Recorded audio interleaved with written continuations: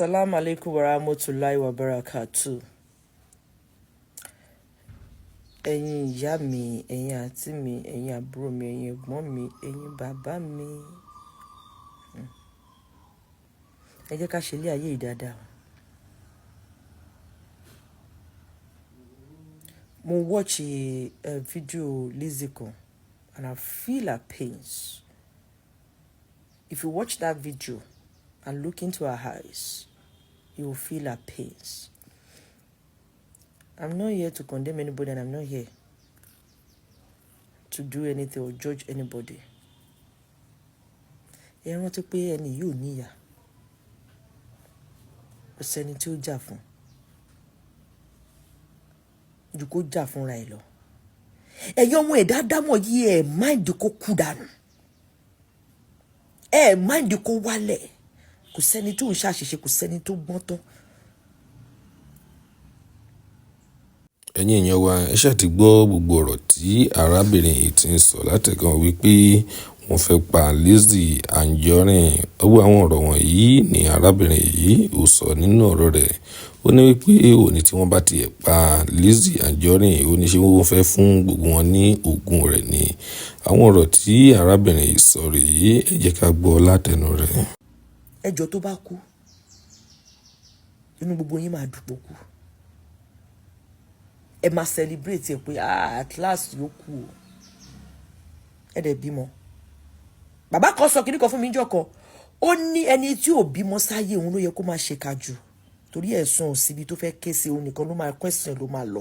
Kò ní jẹ́ generation curse. Ṣé to understand? Mo jókòó mo tú ọ̀rọ̀ yín wò. Téèyàn ò bá sáré, ẹ̀yin lè máa ní kéèyàn speak out o. Wọ́n speak out, ẹ sọ díyàn burúkú. Mọ ọ̀nà tó fi ń jóyàn lábẹ́ tó bá ń báyàn jà, tó bá gang fight èèyàn. Adẹ̀rára gbòòrò sí jùra wa lọ. Ìṣubú ẹ̀ kí ló fẹ́ dà fún yín? Ikú ẹ̀ kí ló fẹ́ dà fún yín? Are we all perfect? Ẹlòmíì inú máa sọ láyà máa judge. Evil tó ń ṣe behind. Ó worse ju kéèyàn máa ṣépè lọ. Ẹlòmíì ó ń gbé èpì ẹ̀ ó fi ń ṣe omi mú ni. Àwa dé online a ṣe bí èèyàn gidi.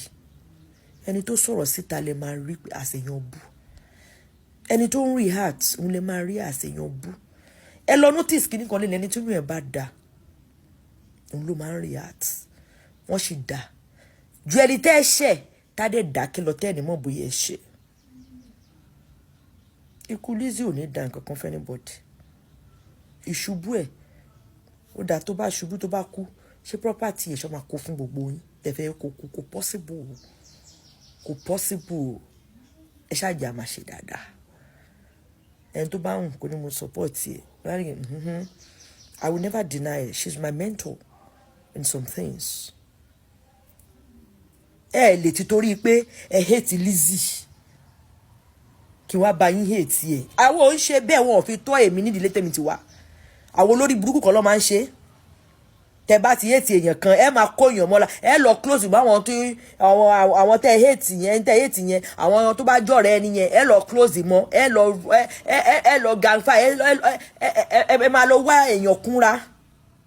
Tẹ́ bá ti ń báyàn jà, èèyàn kan gbọ́dọ̀ bá yín bá jà. Tọ́ bá ti ń ṣe kinní kan, wọ́n gbọ́dọ̀ bá yín hate ẹ̀. Irọ́ àwọn ń ṣerú ẹ̀. Tẹ́ bá hate èèyàn ní kékeré mi hate ẹ̀. What I see is different from what you guys see. It can never be the same. Báwọn kan ṣe wà tó ṣe hate mi, àwọn kan ṣe wà tó máa like mi. That is life.